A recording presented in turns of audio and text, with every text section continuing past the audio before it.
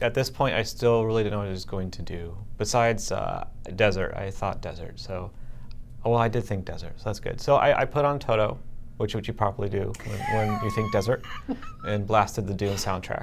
I'm trying to be clever here by selecting all of the blocks at the same time. My goal at this point is actually to get a kind of a Lego set that I'm going to move off and use that to copy in place.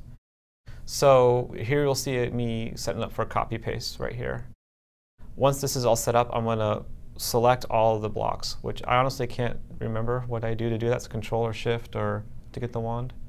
I just do it. Shift. I just do it naturally. Yeah. Anyway, so I keep it over there and hit Control C, and now I have this part I can drag around.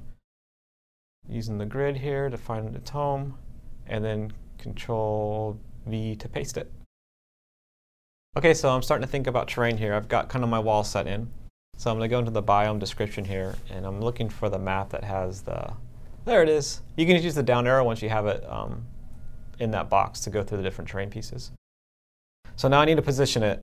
I usually want to have the mob entrance to come out of something, so I'm going to try to place it into those dunes there, which I thought looked pretty neat. So I'm just putting in some big numbers and XYZ coordinates there, just trying to find out where I'm at. So now I'm starting to think about the mob entrance and exit. I will not put them right where the road ends, because I don't want to see the mob spawn in. So either I'll extend the road past the spawn point or try to do something fun. One thing I want to do too, when I was talking about hiding the spawns coming in, is we do have these items in there called black box, and it basically will not receive any lights. And I'm going to drop these right on top of the spawns, and this should hide, if the camera is able to dip underneath it, it should hide what's going on inside of there. I've gotten the most of the section that I want, and I'm going to start adding a little bit more details to this. Looks like I'm adding a lid here, and I'm going to start thinking about how I'm going to build a pillar up around it. What's going to happen here, which is going to be kind of fun, you're going to see the camera zoom around a lot, like in and out, in and out. So the mouse wheel is cool, but what it does is actually increases your movement speed on the map.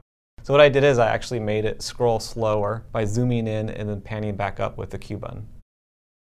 So now I want to put some pillars down underneath these road sections. I typed in the word pillar, and I'm just dropping it in the map to see what's going to go well with the map.